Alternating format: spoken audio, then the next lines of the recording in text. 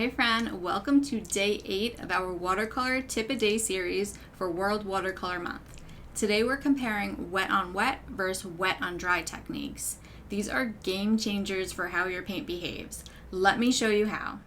Alright, so today we're going to be talking about 3 core watercolor techniques that you're going to use in pretty much every single painting. Each one gives you a totally different look and feel, and once you understand how they work together, you'll start seeing how they can all come together in your paintings. So let's break them down. First up, we have wet on dry, and that's exactly what it sounds like. So I'm loading up my brush with a lot of water and paint, and we're putting that onto a dry surface. So this is what's going to give you the most control. And you can see here, it stays exactly where I put it. There's no surprises, no blooms. This is great for details, crisp shapes, layering, and honestly, if you're newer to watercolor, this is the best way to get comfortable with watercolor and painting. Next, we have wet on wet. So this is a whole different vibe. This is what made me fall in love with watercolor. So we're putting down some water onto our page, and then we're going to be dropping some paint into that water, and this is where you're going to get those gorgeous blooms, the softness, the unpredictability. But the kicker with this is that it's not so easy to control, and that's totally normal. It's supposed to be that way. But I'm going to show you different wet on wet demos here. One where I wet the paper first and drop in the color, and then another where I use more pigment and less water, and you'll see how the paint spreads differently depending on how much water is already on the page. You'll also notice the edges with wet on wet, you don't get those crisp outlines. Everything softens and blends, which can be really dreamy, but also really tricky when you want precision.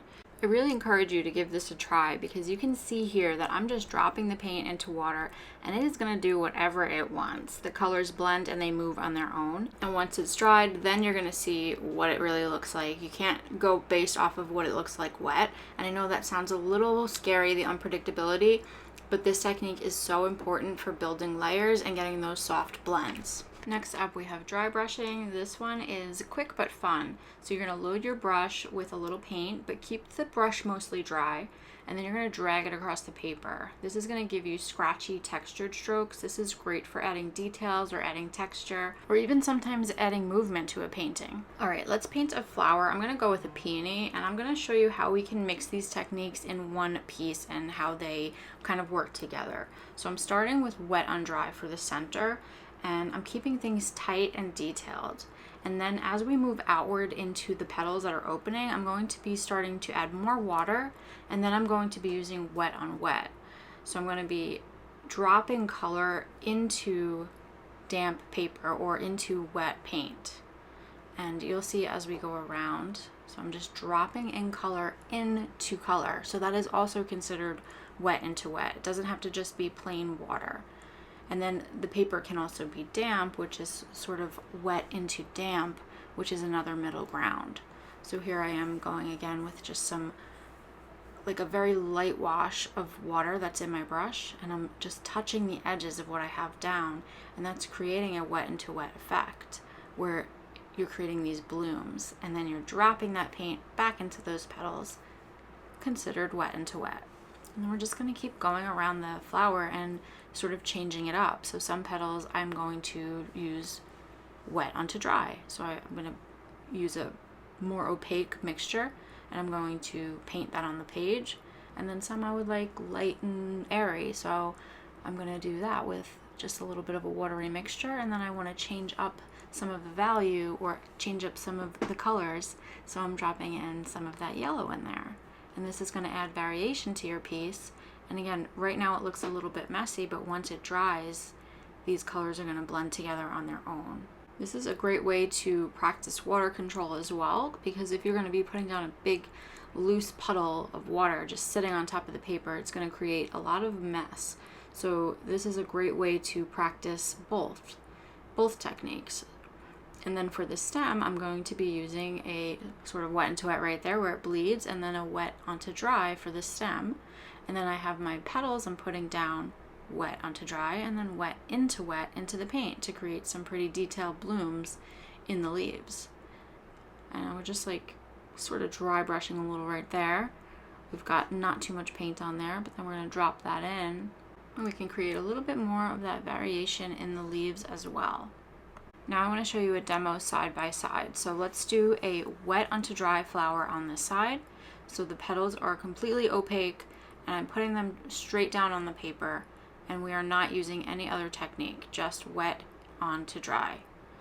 And I'm just going to let those dry as they are. So I'm not dropping in any other colors. I'm not creating any blends or blooms. I'm just painting on in the same color each petal.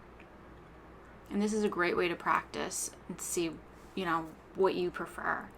And then on this side, I'm going to paint in my petals, but I'm going to use water to paint them on. And then I will be dropping paint into the petals.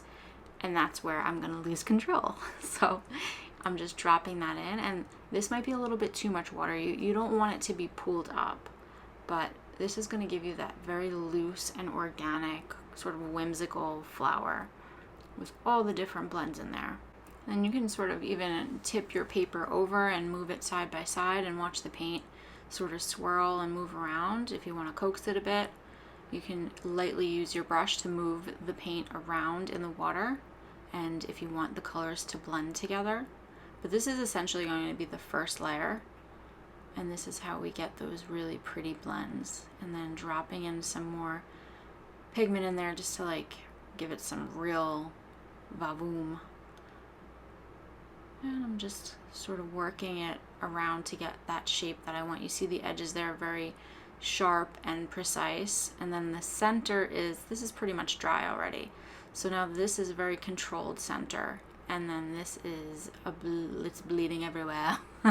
So you can see those blooms coming out. And this is just different. It's just a different way to do it. And as it's still wet, you can sort of work that color out so you can pull it and sort of give yourself the details while it's still in that wet period. And then you can let that dry. This one on the side's dry, so I'm doing a little bit of detail work in there. You can use a dry brush technique in here, using just very little pigment to create details. But you see over here, this is still damp, so it's not giving you precise lines or anything like that. So those are the 3 core watercolor techniques I wanted to show you. You can see here the edges and how they're so different and how this one ended up drying. It's so magical. Each one of these has its own purpose, but I honestly think the magic happens when you start combining them. Give them a try, play around, and don't worry about making it perfect. Just see what happens. If this was helpful, don't forget to like and subscribe so you don't miss tomorrow's tip. We're talking layering and building depth without making a muddy mess. I'll see you then.